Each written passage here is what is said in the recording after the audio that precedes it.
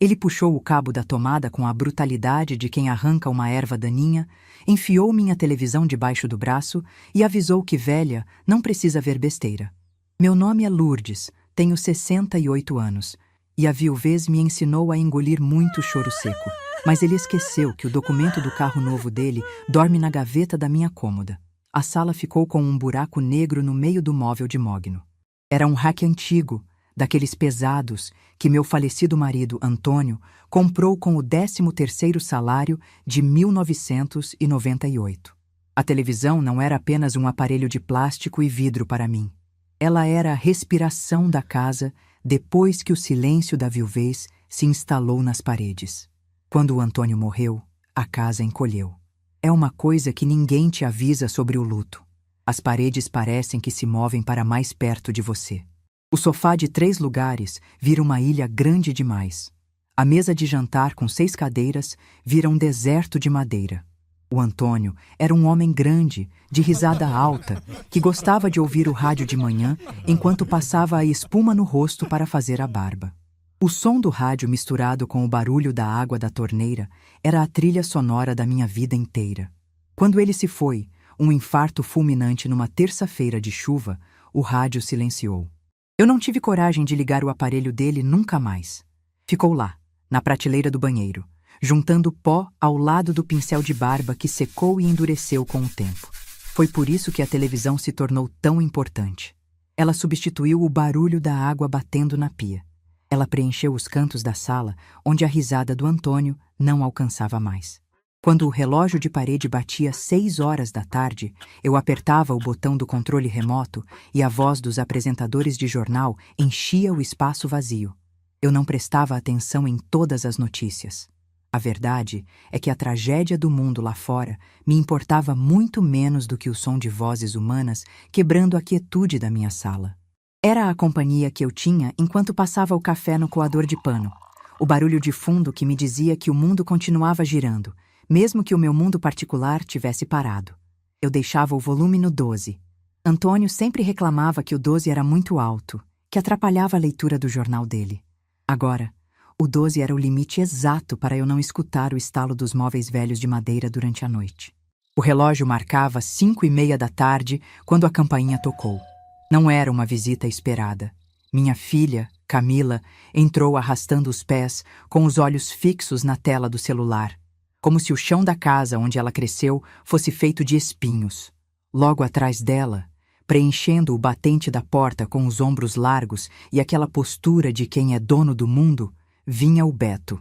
Meu genro sempre teve o dom de ocupar mais espaço do que deveria. Ele entrou sem limpar a sola dos sapatos no capacho, trazendo para o meu tapete limpo a poeira da rua. Eu estava na cozinha, terminando de secar um copo de requeijão que uso para tomar água, quando ouvi o barulho dos passos pesados na sala. Não houve um "Boa tarde, Dona Lourdes". Não houve um beijo no rosto. O som que se seguiu foi o de plástico arrastando na madeira. Deixei o pano de prato em cima da pia e caminhei até a sala. Parei na divisa entre a copa e o corredor. Beto estava abaixado atrás do rack. Ele não estava limpando nada. As mãos grandes, de unhas sempre mal cortadas, puxavam os fios embolados com uma pressa raivosa. Camila continuava perto da porta de entrada, encostada na parede, fingindo uma distração absurda com o aparelho nas mãos. A luz da tela do celular iluminava o rosto dela e eu pude ver que ela apertava os lábios. Ela sabia o que estava acontecendo e escolheu a covardia de não me olhar nos olhos. "O que você está fazendo, Beto?" eu perguntei. Minha voz saiu firme, embora o meu estômago tivesse despencado. Eu não sou mulher de gritar. Nunca fui. O Antônio resolvia as coisas no grito quando perdia a paciência, mas eu sempre acreditei que a fúria cega a razão. Beto não parou o que estava fazendo. Ele desenrolou o cabo da antena, puxou o fio de energia da tomada da parede com um solavanco que fez o espelho de plástico da tomada estalar e só então se virou para mim.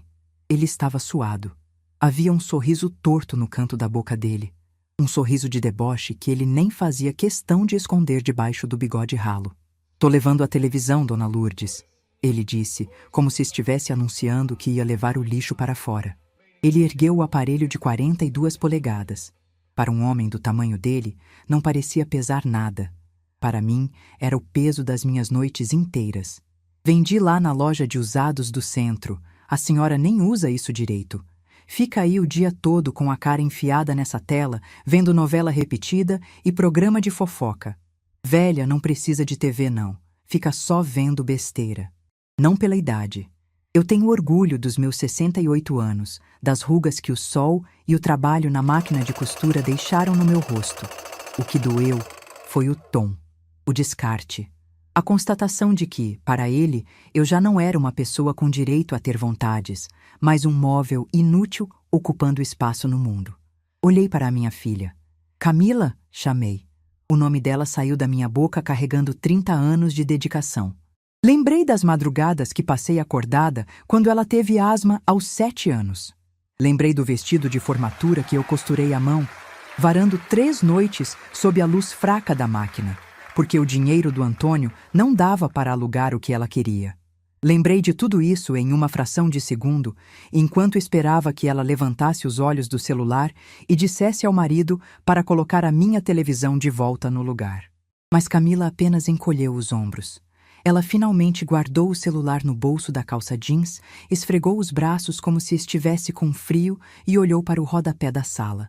Camila sempre foi uma menina de falar pouco e abaixar a cabeça muito. Desde criança. Se uma coleguinha na escola tomasse a borracha dela, ela não pedia de volta, ela chorava no canto. Eu tentei ensinar a ela a ser firme. O Antônio dizia que ela tinha sangue de barata, que não tinha puxado a mim. Eu brigava com ele por falar assim da nossa filha, mas, no fundo, eu sabia que ele tinha razão. Quando ela conheceu o Beto, um rapaz falante, cheio de promessas de riqueza e negócios infalíveis, ela se agarrou nele como um náufrago se agarra a uma prancha de madeira podre. Ela confundiu a arrogância dele com segurança.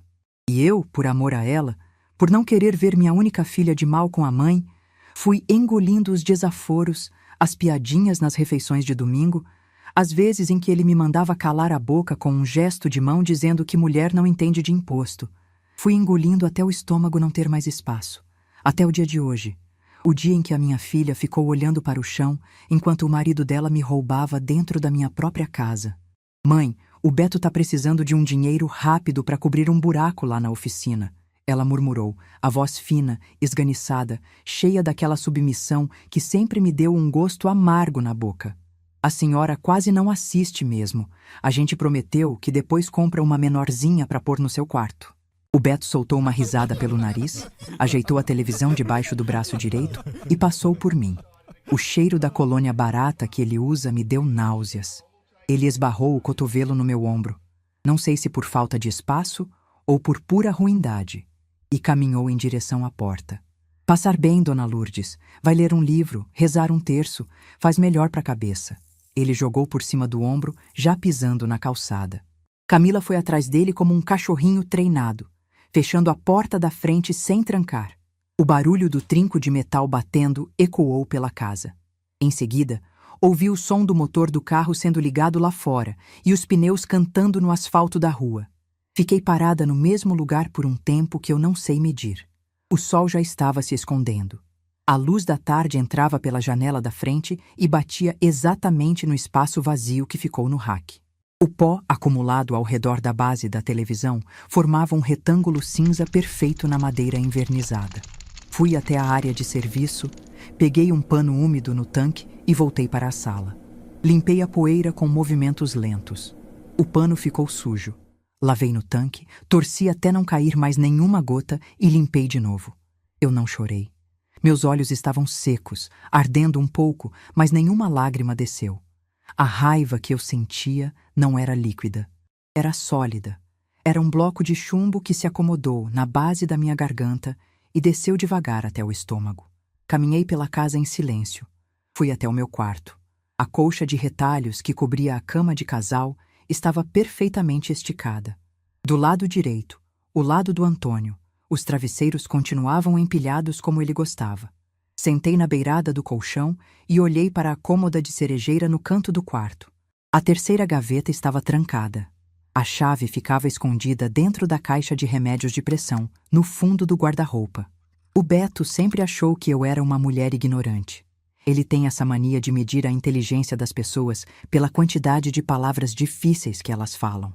Como eu falo simples, como eu misturo o plural de vez em quando e não tenho diploma de faculdade, ele acha que eu não entendo como o mundo funciona. Ele acha que, porque eu passo o café no coador de pano e guardo o dinheiro do pão numa lata de biscoitos, eu sou incapaz de fazer contas. Foi essa mesma arrogância que o cegou há 8 meses. Naquela época, o Beto tinha batido o carro velho dele num poste. Perda total. Ele trabalhava como representante comercial de umas peças de borracharia, precisava do carro para viajar para as cidades vizinhas. Sem carro, sem trabalho. Camila veio aqui em casa num domingo de manhã, com os olhos inchados de chorar, dizendo que eles iam passar fome. O Beto ficou no portão, chutando as pedrinhas da calçada, com o orgulho ferido demais para me pedir dinheiro frente a frente. Eu tinha uma caderneta de poupança. Era o dinheiro do seguro de vida do Antônio, somado a uns trocados que eu juntava das costuras que ainda pegava para fora. O Antônio sempre me dizia que dinheiro a gente não mostra nem para os filhos, porque na hora do desespero, o ser humano esquece quem é sangue do próprio sangue. Eu nunca mostrei. Camila não sabia quanto eu tinha, mas naquele domingo eu não aguentei ver minha filha chorando na minha mesa de cozinha, tomando café frio e dizendo que iam cortar a luz da casa dela. Eu fui ao banco, saquei 60 mil reais. Era quase tudo o que eu tinha. Mas eu não entreguei o dinheiro na mão do Beto. Eu sabia muito bem que o nome dele estava sujo na praça, cheio de protestos no cartório por causa de umas invenções de negócios que nunca deram certo. Fomos juntos à concessionária de carros seminovos. O Beto escolheu um sedã prata, 4 portas, com bancos de couro sintético e ar-condicionado. Ele alisava a lataria do carro como quem acaricia um filho. Na hora de assinar a papelada, o vendedor olhou para ele, depois olhou para mim. Eu tirei o meu documento da bolsa. Falei com a voz mansa, bem devagar. O carro vai ficar no meu nome. O dinheiro sai da minha conta direto para a conta da loja. O Beto usa o carro, paga o seguro, paga o IPVA, mas o documento fica comigo. Quando ele me devolver os 60 mil reais, eu assino o recibo e passo para o nome dele. As veias do pescoço dele saltaram. Ele olhou para a Camila, esperando que ela comprasse a briga. Mas até a Camila achou justo. Ele engoliu a seco, deu um sorriso amarelo e disse que eu estava certa. Que em 1 ano devolveria cada centavo. Fazem 8 meses. Ele nunca me pagou um único centavo. Pelo contrário, ele age como se o carro fosse uma conquista dele, um prêmio pelo próprio suor. Ele lava aquele sedã prata todo sábado de manhã na calçada, com o som ligado no último volume, exibindo para a rua inteira o patrimônio que, no papel de timbre verde do Detran, pertence a Maria de Lourdes Ferreira. Levantei da cama e fui até o guarda-roupa. Peguei a caixinha de remédios de pressão. Meus dedos ásperos encontraram a chave de metal pequena no fundo, escondida debaixo das cartelas de losartana. Caminhei até a cômoda. O barulho da chave girando na fechadura da terceira gaveta foi um estalo nítido no quarto silencioso. Puxei a gaveta. Ali, dentro de uma pasta de plástico transparente, junto com a certidão de casamento e a certidão de óbito do Antônio, estava o documento do carro, o certificado de registro de veículo. O papel estava impecável, sem nenhum amassado. Peguei a pasta na mão, o plástico estava frio. O peso daquele documento era muito maior do que as 42 polegadas da televisão que o Beto carregou nas costas algumas horas antes. Eu não sou mulher de vingança barata. Eu não vou gritar na porta da casa dele, não vou fazer escândalo no meio da rua para os vizinhos apontarem o dedo e chamarem de briga de família. O Beto achou que tirar a minha televisão seria apenas um aborrecimento de velha, uma coisa que eu ia engolir junto com o café requentado na manhã seguinte. Ele não calculou o tamanho do silêncio de uma mulher que passou a vida inteira observando, costurando, calculando cada centímetro de linha. O relógio da parede da sala bateu 8 horas da noite. A casa estava escura. Eu não acendi as lâmpadas. O escuro nunca me deu medo. Me deu foi clareza. Fui até a cozinha e abri a gaveta de talheres. No fundo dela, debaixo das facas de serra que eu quase não uso, tem um pequeno molho de chaves que eu guardo desde o dia em que o carro foi comprado. A concessionária me entregou 2 chaves. Uma eu dei na mão do Beto. A chave reserva, aquela que nunca foi usada, com o chaveirinho de plástico da loja ainda pendurado, veio para a minha gaveta. O Beto nunca perguntou pela chave reserva. Ele assumiu que o vendedor só tinha entregado uma, ou que eu, sendo velha e ignorante, teria perdido. Apertei a chave reserva na palma da mão. Os dentes de metal cravaram levemente na minha pele, uma dorzinha fina que me ancorou no chão. A casa deles fica no mesmo terreno que a minha. Quando o Antônio era vivo, nós construímos uma edícula nos fundos do quintal. 2 quartos, uma sala pequena, cozinha e um banheiro. Quando Camila casou, o Antônio deixou que eles morassem lá para não pagarem aluguel. A garagem fica na frente da minha casa, do lado do meu jardim de rosas. O Beto tem que passar pela minha janela toda vez que entra ou sai com o carro. Caminhei até a porta dos fundos. Abri o trinco sem fazer barulho. A noite estava fresca. O vento balançava as folhas da mangueira do vizinho. O chão de cimento do quintal estava frio sob as solas das minhas pantufas. Fui andando devagar, beirando a parede da casa, até chegar na garagem. Lá estava ele, o sedã prata. A luz amarela do poste da rua refletia no capô recém-encerado. O Beto tinha lavado o carro no sábado. As calotas estavam brilhando, os pneus pretinhos. Ele cuida desse pedaço de metal com uma devoção que ele nunca teve com a própria esposa, muito menos com a sogra. Cheguei perto da porta do motorista. O silêncio do quintal era quebrado apenas pelo canto de um grilo escondido em algum vaso de planta. Olhei para a janela da edícula lá nos fundos. A luz da sala deles estava acesa. Eu podia jurar que conseguia ouvir o som de uma televisão ligada, mas o barulho estava abafado pela distância. Talvez estivessem comemorando o dinheiro que ganharam vendendo o meu aparelho. Talvez o Beto estivesse bebendo uma cerveja, se achando o homem mais esperto do bairro, o malandro que passou a perna na velha viúva e resolveu os problemas da oficina. Eu não sentia raiva. A raiva tinha passado. O que eu sentia agora era uma calma terrível, a mesma calma que eu sentia quando o Antônio estava no hospital e o médico me disse que não havia mais o que fazer. A calma de quem sabe exatamente qual é o próximo passo, porque não existe outra alternativa. Enquanto eu olhava para o painel escuro do sedã prata, com as portas destrancadas e a chave na minha mão, minha mente trabalhava no que precisava ser feito. Não adiantava apenas esconder o carro. Não adiantava trancar a garagem. Ele arrombaria o cadeado, gritaria, faria um teatro para a vizinhança, dizendo que a velha tinha enlouquecido, que estava gaga, que precisava ser internada. Esse é o truque dos covardes quando são encurralados. Eles chamam as vítimas de loucas. Se eu confrontasse ele ali, no grito, ele usaria a força física, a altura dele, a voz grossa para me diminuir. Eu precisava que a perda fosse incontestável, limpa e absolutamente dentro da lei, de uma maneira que ele não tivesse a quem recorrer a não ser o próprio desespero. Passei a mão livre sobre o teto frio do carro. O metal liso escorregou sob a minha pele. Era um bem material muito caro.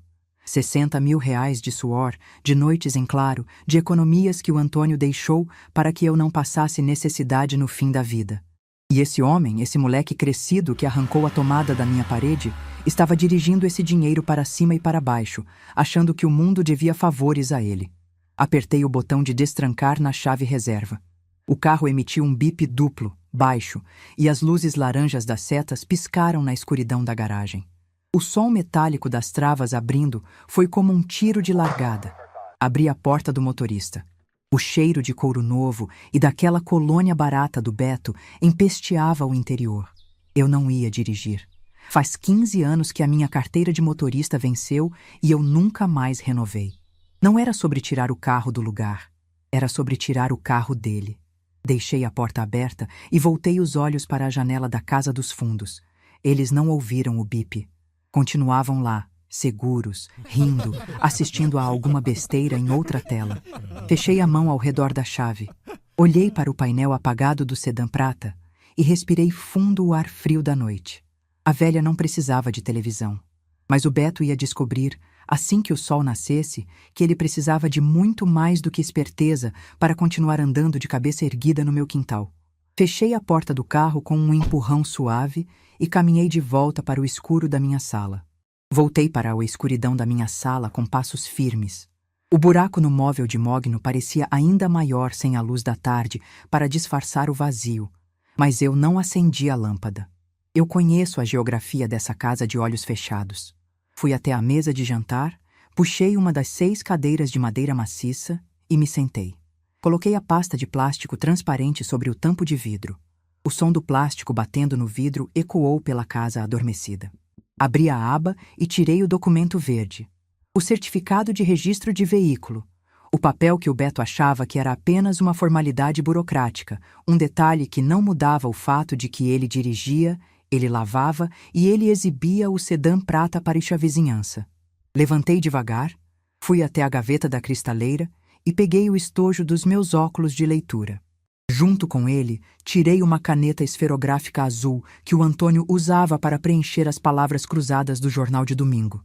Voltei para a mesa. Coloquei os óculos. As letras miúdas do documento saltaram aos meus olhos. No campo do proprietário, meu nome estava impresso em letras maiúsculas. Maria de Lourdes Ferreira. Logo abaixo, havia o espaço em branco para autorização de transferência. Peguei uma folha de jornal velho que ficava dobrada debaixo da fruteira e testei a caneta na margem. A tinta azul fluiu forte, sem falhas. Minha mão não tremia. Eu respirei fundo, puxei o documento verde para perto e preenchi a data de hoje. No campo do comprador, escrevi o nome da loja de veículos usados do Valdir, o mesmo lugar onde o carro havia sido comprado há 8 meses. Por fim, assinei o meu nome. Exatamente como está na minha carteira de identidade. As curvas do M, o laço do L. Soprei o papel para a tinta secar mais rápido. O carro não era mais um empréstimo não pago. A partir daquele traço de tinta azul, o carro era uma mercadoria pronta para ser devolvida ao mundo. A madrugada avançou em silêncio. Fui para a cozinha quando o relógio de parede marcou 4h30. Enchi a chaleira de alumínio amassada com água e liguei o fogo. O chiado da água esquentando foi o primeiro som vivo dentro da casa em muitas horas. Preparei o coador de pano, coloquei 3 colheres cheias de pó de café e despejei a água fervente. O cheiro forte e escuro tomou conta do ambiente. Enchi meu copo de requeijão pela metade, segurei o vidro quente com as 2 mãos e fiquei olhando pela janela da cozinha. O céu lá fora começava a perder a cor de carvão, ganhando um tom de azul muito escuro. A rua estava deserta. Às 5h30 tirei o telefone sem fio do gancho da parede. Disquei o número do Edson. O Edson é filho da dona Neide, uma mulher que costurou comigo nos anos 80. Ele cresceu soltando pipa na rua de trás e hoje é dono de um serviço de guincho e de uma oficina mecânica a poucas quadras daqui. O Antônio ajudou o Edson a comprar o primeiro jogo de chaves de fenda quando o menino decidiu que queria ser mecânico em vez de empacotador de supermercado. O telefone chamou 4 vezes antes de uma voz grossa e rouca de sono atender. Alô? O Edson resmungou. Bom dia, Edson.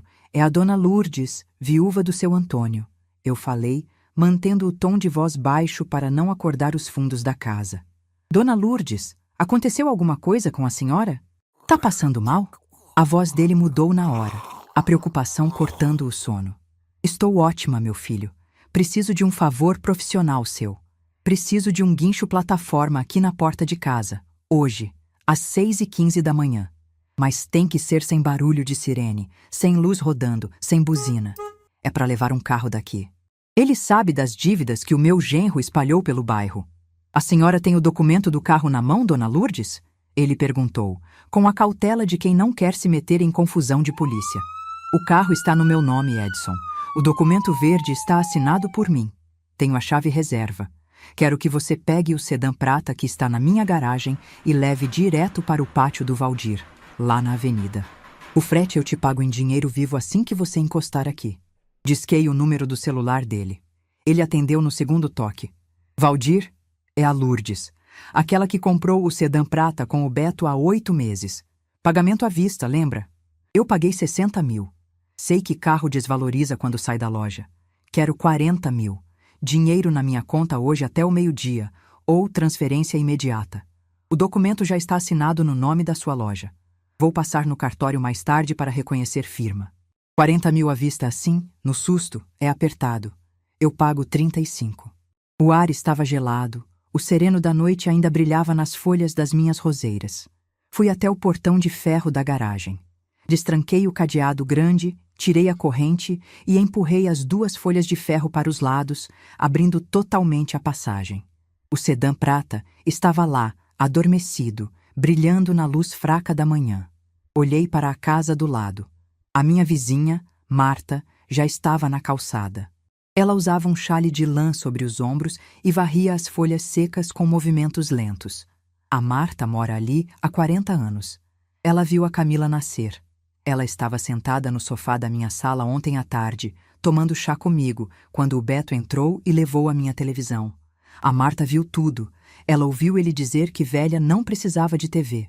Quando o Beto saiu com o aparelho debaixo do braço, a Marta apenas apertou a minha mão, pegou a bolsa e foi para casa, sabendo que a humilhação é um bicho que a gente prefere engolir sem plateia. Agora, vendo o portão da minha garagem escancarado a essa hora da manhã, a vassoura dela parou no ar. Ela olhou para mim. Eu olhei para ela. Nenhuma de nós disse uma palavra. A Marta ajeitou o chale no ombro, encostou a vassoura no muro e cruzou os braços, assumindo a posição de testemunha silenciosa do bairro. Às 6h15 exatas, o barulho grosso do motor a diesel do guincho dobrou a esquina. O caminhão plataforma do Edson era grande, amarelo e impecavelmente limpo. Ele desligou o rádio e o aviso sonoro de marcha ré antes de encostar. Manobrou com a precisão de um cirurgião, alinhando a rampa de metal perfeitamente com a entrada da minha garagem. O Edson desceu da cabine. Ele usava um macacão azul graxa. Veio até mim, tirou o boné e fez um aceno de cabeça. "Bom dia, dona Lourdes", ele murmurou. "Bom dia, Edson. O dinheiro do frete está aqui." Entreguei a ele 2 notas de R$ 100 dobradas, junto com a chave reserva do carro. "Pode carregar." Ele destrancou o carro com a chave, colocou o câmbio no ponto morto e soltou o frete de mão. Voltou para a lateral do caminhão e acionou a alavanca do guincho. O cabo de aço desenrolou com um estalo metálico contido. Ele prendeu o gancho no eixo dianteiro do sedã prata. O motor do guincho fez força. Lentamente, o carro começou a ser puxado para fora da garagem. Os pneus de borracha chiaram baixinho contra o cimento frio. O carro subiu a rampa inclinada do caminhão. A suspensão rangeu de leve quando o veículo se acomodou sobre a plataforma amarela. Eu olhei para os fundos do quintal. A janela da edícula continuava escura. As cortinas fechadas. O Beto tem o sono pesado de quem não carrega a própria consciência. O Edson passou as cintas de catraca pelas rodas do sedã, travando o carro no lugar. Ele me devolveu a chave reserva e me entregou um recibo de transporte preenchido em papel carbono. "Tá entregue no Valdir em 10 minutos, dona Lourdes. Qualquer coisa, a senhora tem meu número." A plataforma amarela desceu a rua, levando embora as 4 portas, os bancos de couro sintético, o ar-condicionado e as calotas brilhantes. O barulho do motor foi sumindo até desaparecer completamente na avenida principal. A Marta descruzou os braços, pegou a vassoura, deu um pequeno sorriso de canto de boca na minha direção e voltou a varrer a própria calçada. Fechei as 2 folhas do portão de ferro e tranquei o cadeado. Onde antes havia um carro, agora havia apenas um retângulo de cimento seco e limpo, cercado pelo chão úmido de sereno. O cheiro da colônia barata do Beto já não estava no ar. O vento da manhã levou tudo. Voltei para a varanda da frente. Puxei a minha cadeira de fio de plástico verde, sentei e apoiei o meu copo de requeijão no mureta de tijolos. O café já estava morno, mas o gosto amargo desceu, limpando a garganta. O relógio da cozinha bateu 7 horas. Depois, 7h30. A maçaneta da porta da edícula girou. O Beto saiu para o quintal.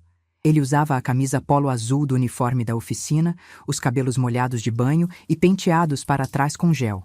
Ele caminhava olhando para a tela do celular, com o chaveiro do carro pendurado no dedo indicador, girando em círculos. Ele não olhou para mim. Ele virou a esquina da casa e caminhou em direção à garagem. Eu tomei mais um gole do café. Os passos dele pararam abruptamente. O som do chaveiro de metal batendo no dedo cessou. O silêncio que se formou no quintal foi tão denso que eu podia ouvir a respiração acelerada dele daqui da varanda. O Beto piscou várias vezes. Ele olhou para o cimento vazio, olhou para o portão trancado, olhou para a rua além das grades. Ele deu 2 passos para trás, como se o carro estivesse invisível e ele pudesse tropeçar nele. A boca dele abriu e fechou, mas nenhum som saiu. Ele correu até o portão, chacoalhou o cadeado com força, fazendo a corrente de metal bater contra as grades com um estrondo. "Meu carro!" ele gritou, a voz rasgando a manhã calma. Ele se virou para trás, os olhos esbugalhados, o rosto perdendo a cor. Foi então que ele me viu sentada na varanda com o copo na mão. Ele correu na minha direção, parando no pé da escada.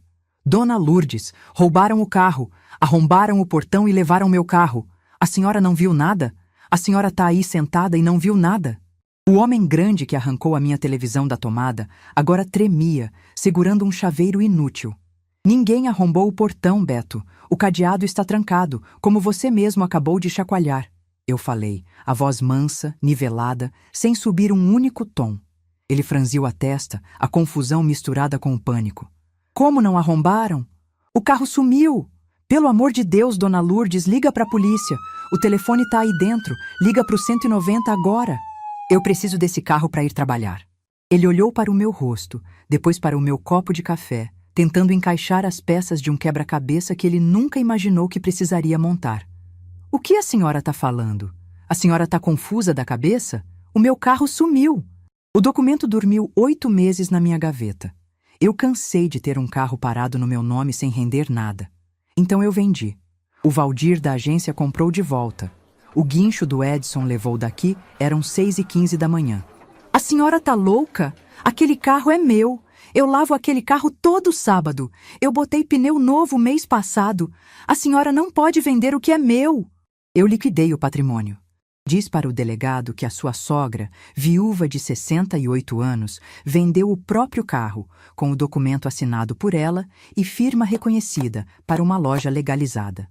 Explica para ele que você quer prender a velha porque você dirigia o carro dela de graça há 8 meses sem pagar 1 centavo da dívida. Vai lá, Beto. O delegado vai adorar ouvir a sua história. A Camila saiu correndo, enrolada num roupão de banho, tropeçando nos próprios chinelos. Ela ouviu os gritos. Ela parou no meio do quintal, olhando do marido para mim, os olhos arregalados de medo. "Beto, mãe, o que está acontecendo? Cadê o carro?" A chave de um bem que já não existia, de uma porta que ele não podia mais abrir. Ele apertou a chave com tanta força que os nós dos dedos ficaram brancos. Ele sabia que eu estava falando a verdade. Ele sabia que o documento estava no meu nome.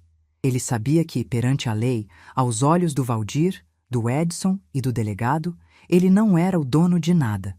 Ele era apenas um homem segurando um chaveiro no meio de um quintal vazio. Eu terminei de beber o meu café. Levantei da cadeira devagar, sentindo um pequeno estalo no joelho esquerdo.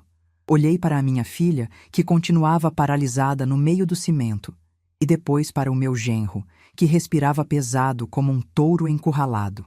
"O ônibus passa às 7h45 na avenida, Beto. É bom você apertar o passo para não chegar atrasado na oficina", eu disse, virando as costas para ele. Abri a porta da sala, entrei e fechei a porta atrás de mim com um clique suave, deixando os dois do lado de fora, sozinhos com o silêncio da manhã. Um clique suave da fechadura da sala soou como o ponto final de uma frase que eu ensaiava havia anos.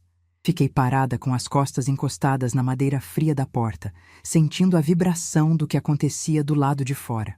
O silêncio durou apenas o tempo de Beto processar a própria ruína. Em seguida, o primeiro estrondo. Ele chutou a lixeira de ferro que fica perto do portão.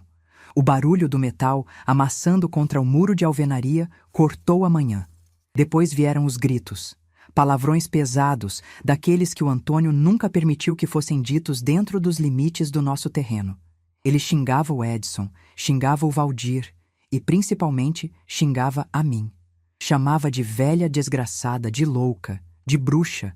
A voz dele falhava nos agudos, esganiçada pela impotência de quem tentou dar o bote e acabou engolindo o próprio veneno. Ouvi a voz fina da Camila tentando acalmar o marido. "Beto, pelo amor de Deus, os vizinhos estão olhando. Entra, Beto, vem pra dentro." O som da mão pesada dele batendo contra a parede da edícula fez a minha espinha enrijecer. Eu não tinha medo de agressão física. O Beto é covarde por natureza. e covardes só batem quando têm certeza de que não haverá revide. Com a rua inteira acordada e a Marta varrendo a calçada ao lado, ele não encostaria um dedo em mim. O barulho de passos pesados se afastou em direção aos fundos do quintal, seguido pela batida violenta da porta da edícula. A madeira velha estalou. Depois disso, apenas o som distante de alguma coisa de vidro quebrando lá dentro. Caminhei até a cozinha, abri a torneira da pia e lavei o meu copo de requeijão. A água fria correndo pelos meus dedos ajudou a assentar o ritmo do meu coração. Sequei o vidro com o pano de prato, guardei no armário e olhei para o relógio da parede. Eram 8h15 da manhã. Eu ainda tinha obrigações legais a cumprir. A vida não para porque um homem adulto decidiu fazer birra no quintal. Fui até o meu quarto, abri o guarda-roupa e tirei do cabide a minha saia bege de pregas e a blusa de botões de pérola. São as roupas que eu uso para ir à missa de domingo ou para resolver assuntos sérios no centro da cidade. Vesti-me com calma. Calcei os sapatos de salto baixo, penteei os cabelos brancos para trás, prendendo com um grampo invisível, e peguei a minha bolsa preta de couro sintético. Antes que eu pudesse sair do quarto, ouvi 3 batidas fracas na porta da cozinha. Era o toque hesitante de quem pede permissão para existir. Atravessei a casa e abri a porta. A Camila estava de pé no degrau de cimento. Ela ainda vestia o roupão de banho, mas agora chorava de soluçar. O rosto dela estava manchado de vermelho, os olhos inchados, e ela torcia as mãos na altura do peito, um tique de nervosismo que ela tinha desde os tempos da escola primária. "Mãe", ela chamou, a voz embargada. "Mãe, me deixa entrar, por favor." O choro dela era alto, dolorido, o choro de uma menina que perdeu o rumo de casa. Fiquei em pé, perto da pia, esperando que as lágrimas dessem lugar às palavras. Não ofereci copo de água com açúcar. Não passei a mão nos cabelos dela. A época de curar joelho ralado com beijo já tinha passado. O ferimento dela agora era uma hemorragia de caráter, e isso curativo nenhum de mãe resolve. "O Beto tá quebrando as coisas lá em casa", ela disse entre um soluço e outro. "Ele jogou o cinzeiro na parede, falou que a senhora destruiu a vida dele, que ele precisa daquele carro para trabalhar, mãe. Os fornecedores da oficina estão cobrando ele. Os agiotas do bairro de baixo estão ameaçando." Ela levantou o rosto molhado e me olhou com uma expressão de súplica que me revirou o estômago. "Como a senhora teve coragem de fazer isso com a gente? Por causa de uma televisão velha? A gente ia comprar outra para a senhora. O Beto jurou que ia. Ele andou de graça por 8 meses e me pagou arrancando a minha distração da tomada e me chamando de lixo inútil dentro da minha própria sala. Ele falou que a senhora nunca mais vai ver o Léo, que vai proibir o meu filho de pisar nesse quintal para ver a avó. Mãe, o Léo dormiu na casa do coleguinha ontem, ele nem sabe o que está acontecendo. Quando ele chegar da escola, o pai vai colocar ele num ônibus e eu vou perder a minha vida.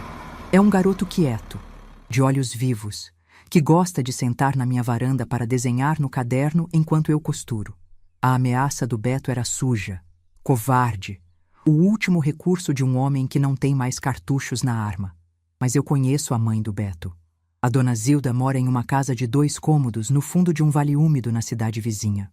Ela mal tem dinheiro para comprar o gás de cozinha, quanto mais para sustentar o filho encostado, a nora e o neto. O Beto não ia para lugar nenhum. Ele estava blefando para usar a Camila como instrumento de tortura contra mim. "O Beto não vai para a casa da mãe dele, Camila", eu disse, caminhando até a mesa e apoiando as mãos no encosto da cadeira de frente para ela. "E ele não vai levar o Léo a lugar nenhum, porque não tem dinheiro nem para a passagem de ônibus. Ele está usando o seu medo para me atingir. E você, como sempre, está deixando. Eu só parei de financiar a farsa dele", falei, recolhendo a minha bolsa de cima do balcão. "Eu vou sair. Tenho que ir ao cartório reconhecer a firma do documento do carro que eu vendi. Se você quiser ficar chorando na minha mesa, pode ficar. Mas quando você sair, tranca a porta. A chave fica debaixo do tapete." Caminhei até o ponto de ônibus na avenida principal. O circular passou em 10 minutos. O trajeto até o centro da cidade levou meia hora. O balanço do ônibus e o cheiro de óleo diesel me ajudaram a organizar os pensamentos. O Beto achava que eu recuaria diante da ameaça de afastar o meu neto. Ele ainda não tinha entendido a extensão do próprio buraco. Desci na praça central e caminhei 2 quadras até o cartório do primeiro ofício. O ar-condicionado do lugar bateu no meu rosto como um alívio. Peguei a senha de atendimento preferencial. Sentei nas cadeiras de plástico azul e esperei. Em menos de 5 minutos, o painel eletrônico chamou o meu número. Fui até o guichê 3. Do outro lado do vidro, a Silvia, uma senhora da minha idade que trabalha ali desde que o mundo é mundo, ajeitou os óculos na ponta do nariz e sorriu. Dona Lourdes, quanto tempo? Tudo bem com a senhora? Ela cumprimentou, puxando o teclado do computador para perto. Tudo indo, Silvia. Vim reconhecer a firma dessa assinatura aqui. Entreguei a minha identidade e o papel do cartório que o Valdir tinha me dado. Silvia olhou o documento, depois olhou para mim. Transferência de veículo? A senhora está se desfazendo do sedã prata? Eu lembro quando o seu genro veio aqui autenticar umas cópias, ele falava desse carro para quem quisesse ouvir. A próxima parada era a agência bancária, na esquina de baixo. Fui direto ao caixa eletrônico, inseri o meu cartão da poupança e digitei a senha com os dedos firmes. A tela piscou e o saldo apareceu em letras verdes brilhantes. R$ 38.240,10. O Valdir era um homem de palavra. A transferência eletrônica tinha entrado na mesma hora em que o guincho descarregou o carro no pátio dele. Imprimi o comprovante, dobrei o pedaço de papel amarelo e guardei no fundo da bolsa, junto com o meu documento. O dinheiro estava seguro. O suor do Antônio estava de volta nas minhas mãos, longe das garras do homem que achava que eu era um banco gratuito. O relógio da Praça Matriz marcava 10h30 quando comecei a caminhada de volta para o ponto de ônibus. Meu estômago roncou, lembrando que eu só tinha tomado meio copo de café o dia inteiro. Decidi cortar caminho pela Rua das Lojas de Móveis Antigos para chegar mais rápido à padaria. A rua era estreita, cheia de poeira e com calçadas esburacadas. No meio do quarteirão, a placa de madeira pintada à mão anunciava: compra e venda do seu Osvaldo, móveis e eletros. Era a única loja de usados grande daquela região. Diminuí o passo. Meus olhos varreram a vitrine empoeirada, cheia de sofás desbotados, geladeiras enferrujadas e cadeiras de palha. E então eu a vi. No canto direito da vitrine, apoiada em cima de um rack de compensado lascado, estava a minha televisão, o aparelho de 42 polegadas. Eu reconheceria em qualquer lugar. Na borda inferior direita, perto do botão de ligar, havia um arranhão branco no plástico preto, um risco fundo que o Antônio fez sem querer com a fivela do cinto no dia em que instalou o aparelho na nossa sala. Parei na calçada. Uma etiqueta de papel neon estava colada no centro da tela com fita adesiva. Oferta imperdível, R$ 600. Empurrei a porta de vidro da loja. O sininho de metal bateu em cima da minha cabeça. O cheiro de mofo e lustra-móveis velho infestava o ar. O seu Osvaldo, um homem calvo de suspensórios, estava atrás do balcão lendo um jornal de esportes. Ele abaixou o papel e forçou a vista para me enxergar no ambiente escuro. Pois não, minha senhora. Procurando alguma coisa específica? Ele perguntou, a voz rouca de cigarro.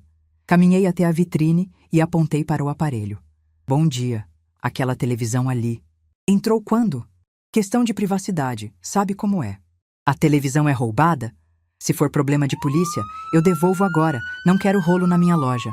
Ele chorou um pouco, fechamos em 250. Pagamento em dinheiro vivo, na mão. Ele pegou as notas e saiu voando. Beto havia trocado tudo isso por 250 notas sujas, provavelmente para pagar alguma dívida de bar ou para comprar peças de ferro velho para os negócios fracassados dele. Ele não vendeu a televisão para cobrir o buraco de 60 mil. Ele vendeu porque a minha paz não valia nada para ele. Obrigada pela informação, seu Osvaldo, eu disse, virando as costas. Não vai levar a televisão, dona? Ele gritou das minhas costas. Não. Velha não precisa ficar vendo besteira, respondi, empurrando a porta da loja e voltando para a rua quente. A viagem de ônibus de volta para o meu bairro pareceu mais rápida. Quando dobrei a esquina da minha rua, o sol do meio-dia castigava as calçadas. A minha casa estava do mesmo jeito que eu a deixei. A garagem continuava vazia, o portão trancado. A Camila não estava mais na minha cozinha. A chave estava perfeitamente escondida debaixo do capacho de fibra de coco. Entrei em casa, fechei a porta e deixei a bolsa em cima do sofá. Caminhei até a janela dos fundos e olhei pelo vidro. A edícula estava em silêncio. A janela do quarto do Léo estava aberta, sinal de que a Camila estava arejando a casa. O Beto provavelmente tinha ido para as oficinas a pé, bufando de ódio, planejando a vingança que ele jurava que ia executar. Ele achava que eu ia me acovardar com a ameaça de perder o meu neto. Ele achava que o jogo de poder terminava no sedã prata. Fui até o meu quarto.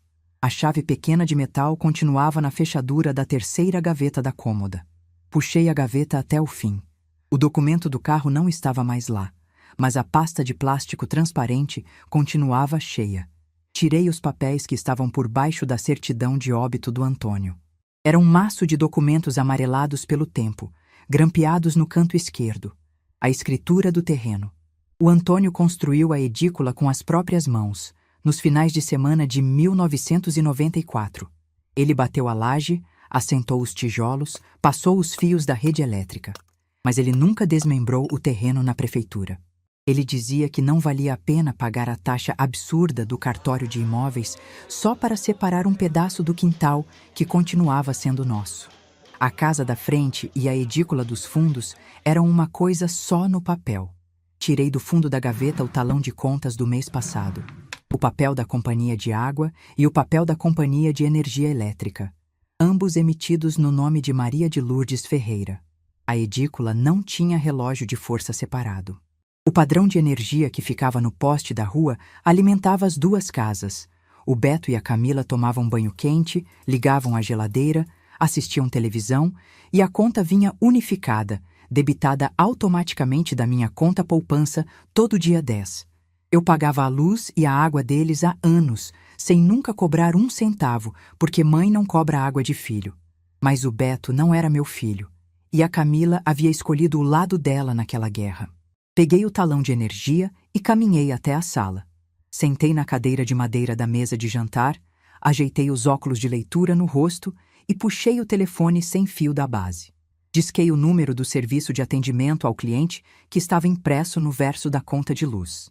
A musiquinha de espera tocou por 3 minutos intermináveis. O meu coração batia em um ritmo calmo e cadenciado. A raiva tinha dado lugar a uma frieza cirúrgica. Atendimento da companhia de energia, bom dia. Com quem eu falo? A voz metálica da atendente soou no aparelho. Bom dia. O meu nome é Maria de Lourdes Ferreira. O CPF do titular da conta é... Ditei os números devagar, lendo diretamente da fatura. Certo, dona Maria de Lourdes. Como posso ajudar a senhora hoje? Eu sou a proprietária do imóvel, eu falei. A voz clara e sem nenhuma hesitação. Eu gostaria de solicitar o corte imediato do fornecimento de energia elétrica. Sim, o desligamento total do relógio do poste. A casa vai entrar em reforma pesada e eu não quero risco de incêndio na fiação. Uma equipe técnica vai até o local para recolher o relógio medidor e cortar os cabos do poste. O resto da tarde se arrastou com a lentidão de uma agulha grossa, passando por um tecido pesado. Eu não tinha pressa. Fui até o quartinho dos fundos, aquele que fica colado na área de serviço e guarda as ferramentas que o Antônio deixou. O cheiro de graxa velha e poeira me recebeu. Procurei nas prateleiras de madeira torta até encontrar o que eu queria. Um lampião a gás de acampamento, daqueles antigos, com a base verde descascada e 2 caixas de fósforos grandes. O lampião ainda tinha gás no bujãozinho. Testei a válvula e o chiado fino confirmou. Ao lado dele, dentro de uma lata de biscoitos, achei a lanterna preta de plástico. Fui até o banheiro. O rádio do Antônio continuava lá, na prateleira, acumulando a poeira dos anos de viuvez. Peguei o aparelho com as 2 mãos. O plástico prateado estava fosco e áspero. Passei um pano úmido, limpando as frestas do alto-falante. Abri o compartimento traseiro. As pilhas antigas tinham vazado um ácido branco e seco nas pontas. Raspei os contatos de metal com a ponta de uma tesoura de unha até o brilho prateado voltar. Caminhei até a mercearia do seu Zé, na esquina de cima. Comprei 4 pilhas grandes, um pacote de velas de 7 dias e 3 pacotes de velas palito brancas. O seu Zé perguntou, com aquele jeito curioso de quem toma conta da rua, se eu ia fazer promessa ou rezar novena. Eu respondi que ia apenas clarear algumas ideias escuras. Voltei para casa. Coloquei as pilhas novas no rádio. Girei o botão de volume. O estalo seco foi seguido pelo chiado da estática, que logo deu lugar à voz de um locutor de rádio AM anunciando o preço do bezerro na região. O som arranhado bateu nos azulejos brancos da cozinha. Era uma companhia diferente da televisão. Era uma voz que não exigia que eu olhasse para a tela brilhante, uma voz que apenas existia ali comigo. Deixei o rádio tocando baixinho em cima da geladeira. A noite chegou. A luz da minha casa estava acesa. A luz da edícula também. Pela janela, vi quando o Beto chegou. Ele desceu do circular na avenida e veio andando a pé. Os passos dele no cimento do quintal eram arrastados, pesados de cansaço e do ódio acumulado no asfalto quente. Ele não olhou para a minha varanda. Entrou direto. Pouco tempo depois, o cheiro de carne de porco fritando veio lá dos fundos, misturado com o alho. A Camila estava preparando o jantar deles com a energia que eu pagava, usando a água que eu pagava, debaixo do teto que o meu marido levantou tijolo por tijolo. Eu comi um prato de sopa de feijão com macarrão argolinha, lavei a minha louça e fui dormir. O sono de quem não deve nada a ninguém é uma pedra pesada no fundo do rio. Eu não acordei nem quando o vento bateu a janela da sala de madrugada. Na manhã seguinte, o relógio marcava 10h45 quando o caminhão branco da Companhia de Energia Elétrica estacionou na frente do meu portão. O veículo tinha uma escada amarela amarrada no teto e o logotipo verde da empresa pintado nas portas. 2 homens desceram. Um deles, usando um capacete branco e segurando uma prancheta de alumínio, apertou a campainha. Saí para a varanda. O sol estava forte, queimando as costas da mão. Fui até o portão. Bom dia, dona. Residência de Maria de Lourdes Ferreira?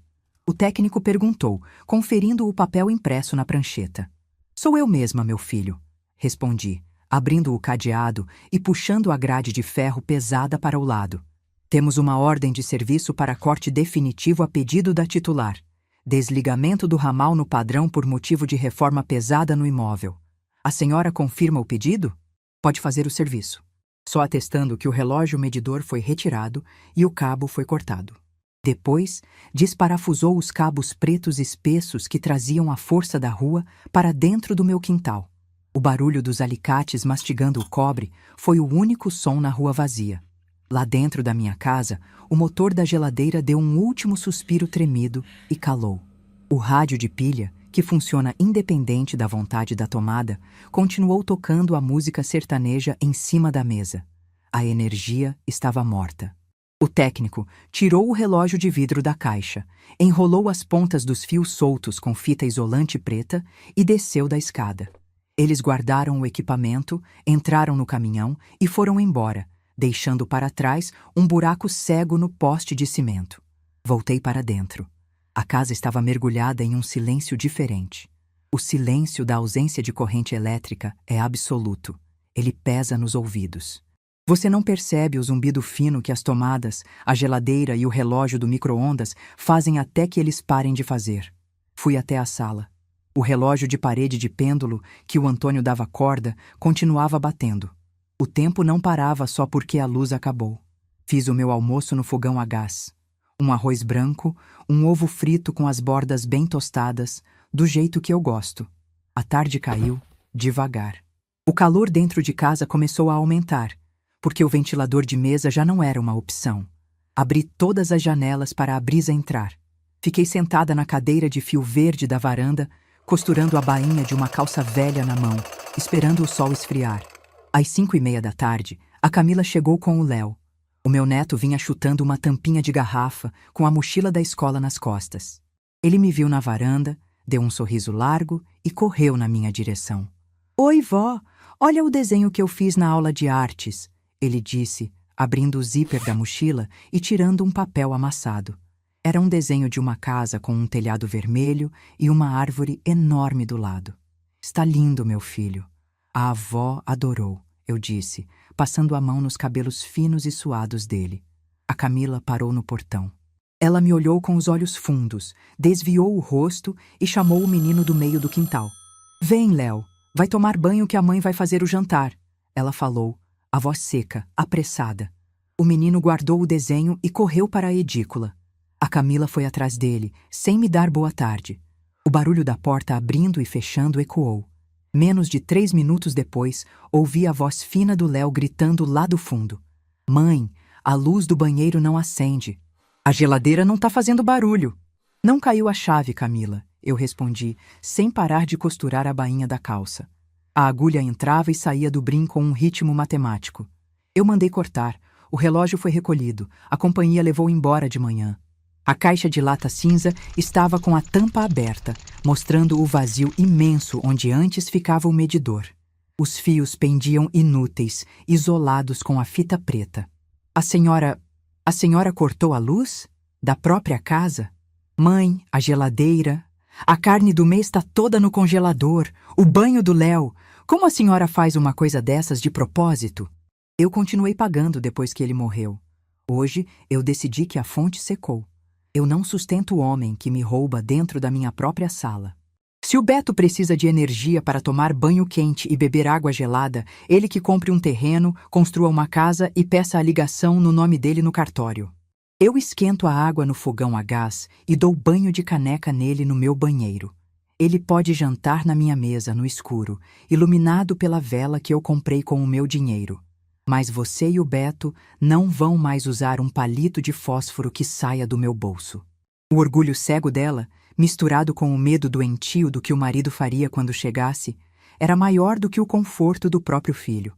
O sol sumiu completamente. A noite caiu pesada, abafada, sem uma gota de vento para refrescar as paredes. Eu acendi 2 velas palito brancas e colei com a própria cera derretida em pires de porcelana. Coloquei uma na mesa da cozinha e outra na mesa de centro da sala. O rádio de pilha continuava tocando baixinho, uma voz rouca cantando um bolero que o Antônio gostava. Às 7h30, o portão da frente rangeu alto. Era o Beto. Eu vi a sombra larga dele passando rápida pela janela. Ele vinha tropeçando no escuro do quintal. A luz amarela do poste da rua mal alcançava a lateral da casa. Ele foi direto para a edícula. O silêncio durou menos de 1 minuto.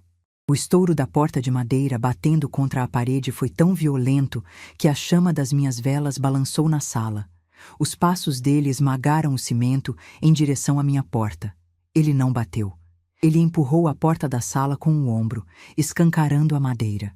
A maçaneta bateu no aparador, derrubando um porta-retrato vazio que rolou pelo chão de taco. Beto estava parado no batente. O peito dele subia e descia numa respiração de touro. O suor colava a camisa suja de graxa no corpo. Ele cheirava a óleo de motor, suor azedo e desespero puro. Os olhos dele estavam arregalados, refletindo a luz fraca da vela que queimava na mesa de centro. A sala, iluminada apenas por aquela chama trêmula, parecia um lugar onde só a verdade sobrevivia. "O que é isso?" ele rosnou, a voz saindo pelo meio dos dentes cerrados. "O que diabos a senhora fez com a luz dessa casa, sua velha maluca?" As mãos dele abriam e fechavam, formando punhos tensos. "A senhora cortou a luz para me atingir? A senhora está estragando a minha comida. A minha geladeira está cheia de carne de porco. O meu ventilador não liga. Eu chego de 12 horas de trabalho na oficina, andando a pé porque a senhora me roubou o carro e não posso tomar um banho para tirar a sujeira do corpo. O teto em cima da sua cabeça não é seu." Eu enunciei, cortando o ar pesado da sala. "Você é um inquilino que não paga aluguel e que decidiu furtar a mobília da proprietária. Agora você está experimentando o gosto da fatura chegando. Eu vou abrir a caixa, vou pegar um alicate e vou fazer uma ligação direta. Eu puxo a energia da rua por conta própria. Ninguém vai me deixar no escuro como se eu fosse um lixo." Um homem com um nome sujo no cartório de protestos, cheio de dívida na praça, preso em flagrante trepado num poste com um pedaço de arame na mão. Eu mesma ligo do meu celular para o 190. Quero ver você explicar para o delegado que estava roubando força da rua porque não tem dinheiro para pagar a própria conta de luz. A boca abriu, mas o xingamento desmanchou antes de sair. Ele olhou para os cantos da sala escura, olhou para o buraco vazio no móvel de mogno, o exato lugar de onde ele arrancou a minha televisão ontem à tarde. A televisão que ele vendeu por R$ 250 na loja de usados. O dinheiro que não pagava sequer a compra do supermercado, que agora apodrecia no congelador desligado dele lá nos fundos. A compreensão começou a descer pelo rosto dele como uma água gelada e suja.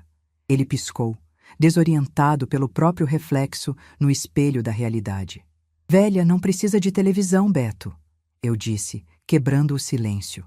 A minha voz não tinha grito, tinha apenas o peso de uma pedra de moinho. Velha, fica só vendo besteira na tela. Não foi isso que você me ensinou? Você me mandou ler um livro. Você me mandou rezar um terço.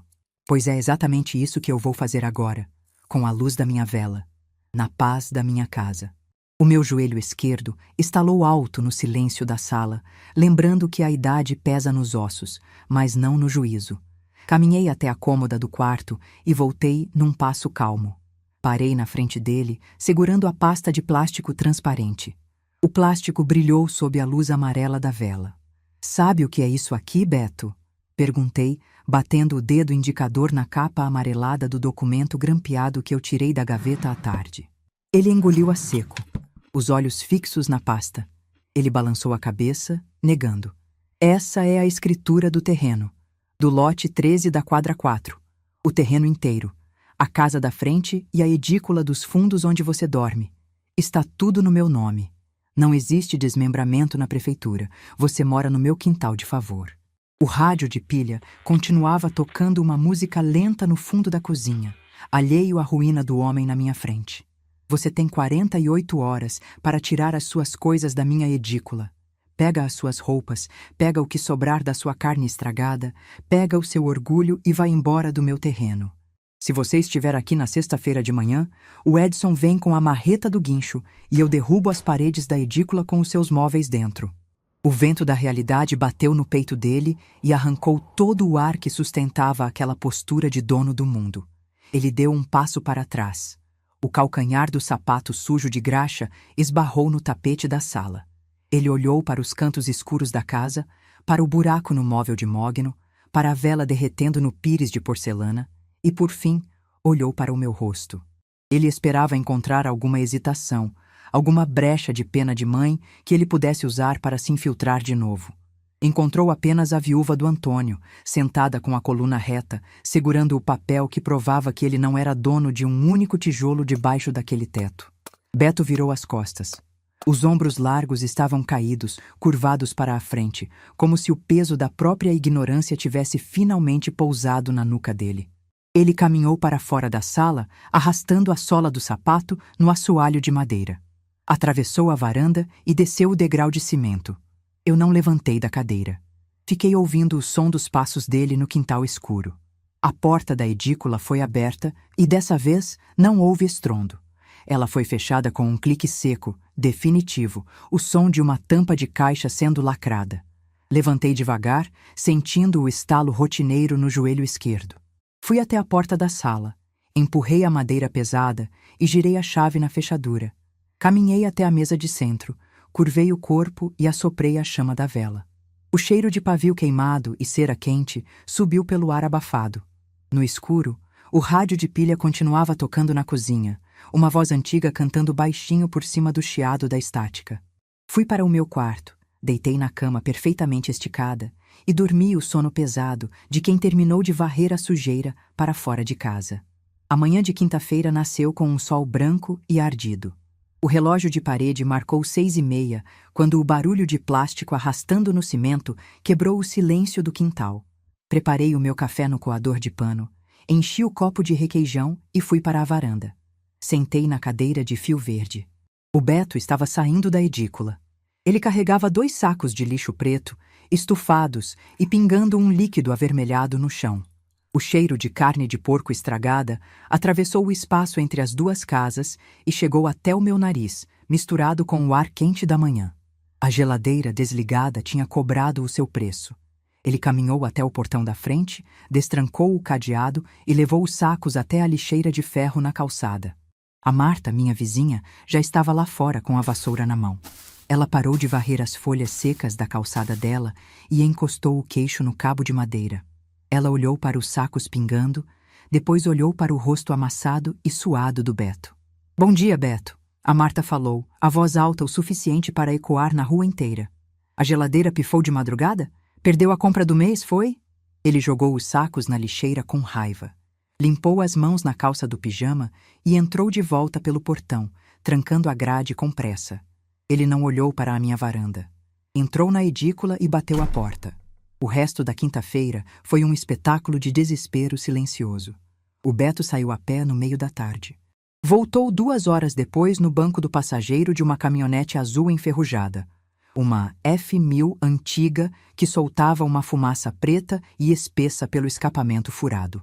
O motorista era um homem magro, de boné rasgado, que o Beto devia ter contratado por alguns trocados em algum ponto de frete do centro. O caminhão amarelo e limpo do Edson custava caro. O Beto não tinha dinheiro para o Edson. Ele tinha dinheiro para a caminhonete azul que pingava óleo no asfalto quente da minha porta. Eles estacionaram com a caçamba virada para o portão aberto. O Beto desceu. Ele usava a mesma camisa polo suja de graxa do dia anterior. Ele e o motorista começaram a carregar os móveis de dentro da edícula para a calçada. Eu continuei sentada na minha varanda com um pedaço de brim no colo, costurando a bainha de uma calça com a agulha de mão.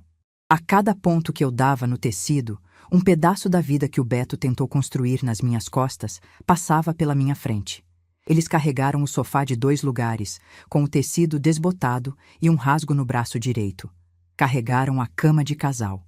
Carregaram o colchão com uma mancha amarela no centro, equilibrando o peso desajeitado nos ombros. O Beto suava bicas. O rosto dele estava vermelho, as veias do pescoço saltadas pelo esforço físico. Quando eles foram buscar a geladeira branca, o peso fez o Beto escorregar no degrau da edícula. O eletrodoméstico inclinou para o lado, esmagando os dedos da mão direita dele contra a parede de chapisco. Ele soltou um grito abafado de dor, largou o peso e balançou a mão no ar, xingando entre os dentes. A rua inteira assistia. A Marta continuava varrendo o mesmo metro quadrado de calçada há mais de 1 hora. A dona Neide estava debruçada na janela da casa da frente. O homem que lavava o sedã prata de bancos de couro sintético aos sábados, com o som no último volume, agora raspava os nós dos dedos na parede de cimento para carregar uma geladeira fedendo a carne podre para a caçamba de uma caminhonete velha. A Camila saiu da edícula, carregando 3 sacolas plásticas enormes de supermercado, estufadas com roupas emboladas. Ela segurava o Léo pela mão livre. O meu neto vestia o uniforme da escola, a mochila nas costas. O rosto da Camila estava inchado, os olhos fundos e vermelhos. Ela andava olhando para o chão, com a vergonha pesando nos ombros dela, mais do que qualquer móvel pesava nos ombros do marido. Ela caminhou em direção ao portão. O Léo parou de andar quando passou na frente da minha varanda. Ele soltou a mão da mãe, correu até o pé da escada e olhou para mim. "Tchau, vó.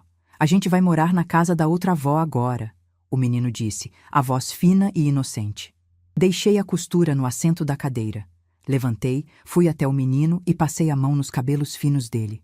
"Estude bastante, meu filho. A avó te ama. Quando você quiser, a porta da frente está aberta para você." Ela não levantou os olhos para me encarar. Ela caminhou até a caminhonete, abriu a porta do passageiro e acomodou o Léo no banco rasgado, enfiando as sacolas de roupa nos pés do menino. O Beto subiu na caçamba do caminhão, sentando em cima do colchão manchado porque não havia mais espaço na cabine. O motorista deu a partida. O escapamento estourou um barulho ensurdecedor. A fumaça preta subiu pelo ar e a caminhonete azul dobrou a esquina, levando embora a arrogância, o barulho e a ingratidão que infestaram o meu quintal por anos. Fechei as 2 folhas do portão de ferro e passei a corrente com o cadeado. O quintal ficou imerso em um silêncio absoluto. Caminhei até a edícula. A porta de madeira estava escancarada. O cheiro que vinha de dentro era uma mistura de ar fechado, suor azedo e poeira levantada.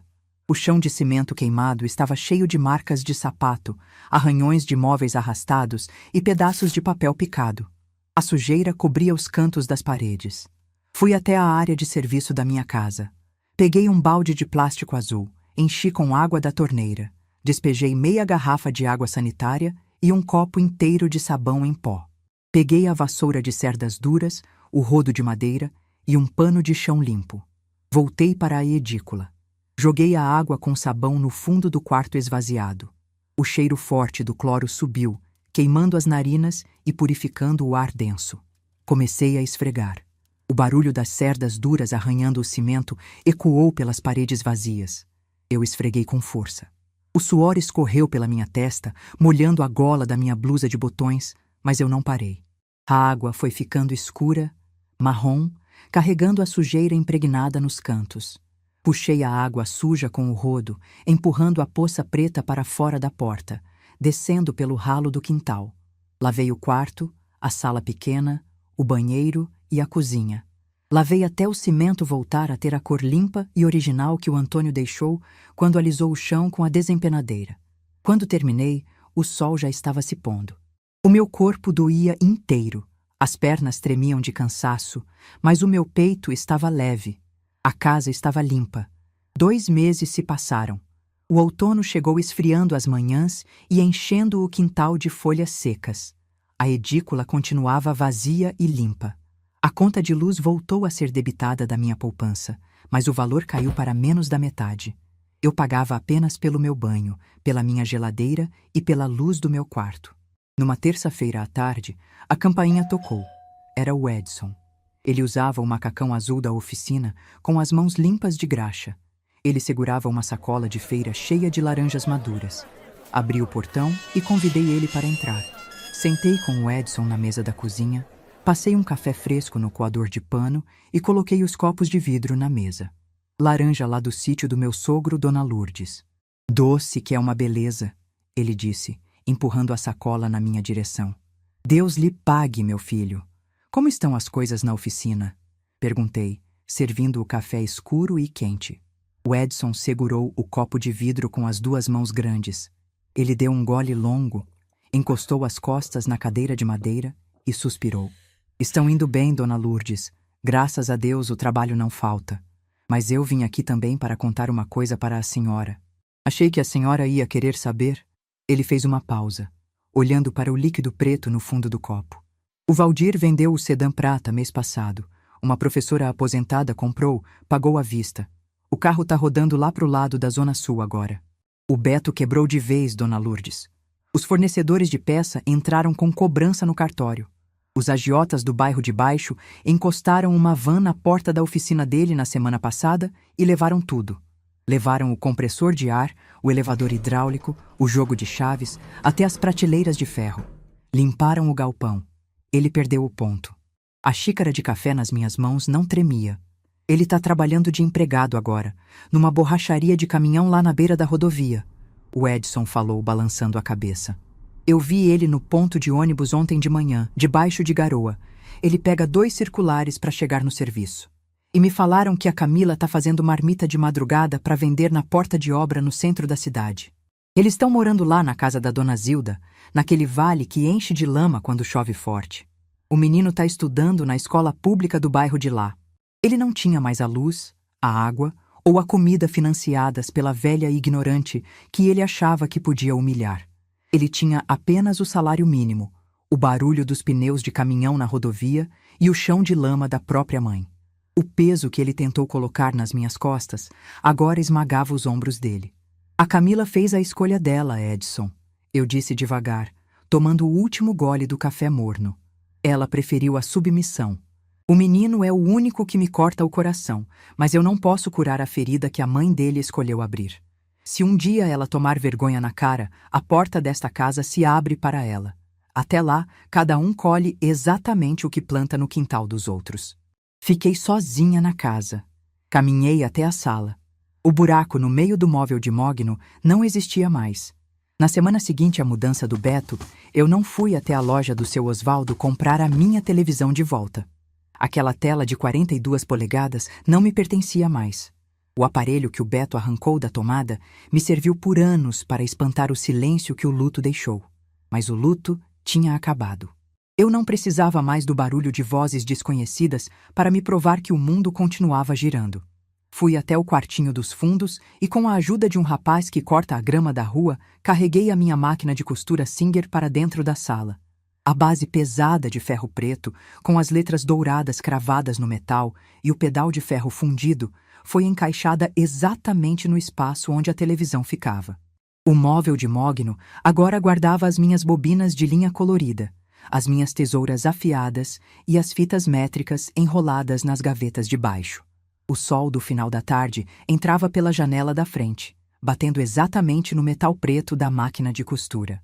O rádio do Antônio, que eu tirei do banheiro e limpei com cuidado, estava acomodado na prateleira de cima do rack, tocando um programa de notícias com o volume no 4. Eu não precisava do volume no 12 para abafar os estalos da madeira da casa. Eu gostava de escutar os móveis antigos estalando. Era o som da minha própria história se acomodando nas paredes. Sentei na cadeira de palha, de frente para a máquina. Peguei um corte de tecido de algodão azul marinho. Dobrei a borda do tecido, alinhando a bainha com os dedos calejados pelos anos de trabalho. Posicionei o algodão grosso debaixo do pé calcador da máquina e abaixei a alavanca de metal. Encaixei os 2 pés descalços no pedal de ferro largo lá embaixo. Respirei fundo, sentindo o cheiro de linha nova e cera de assoalho. Pisei no pedal. A roda lateral pesada começou a girar. O barulho mecânico e ritmado da agulha perfurando o tecido encheu a sala. O som seco do ferro trabalhando, o tecido deslizando pelas minhas mãos em linha reta, a linha prendendo cada centímetro da dobra de forma perfeita e definitiva. A casa estava inteira. A luz estava acesa. E eu não estava mais sozinha no escuro.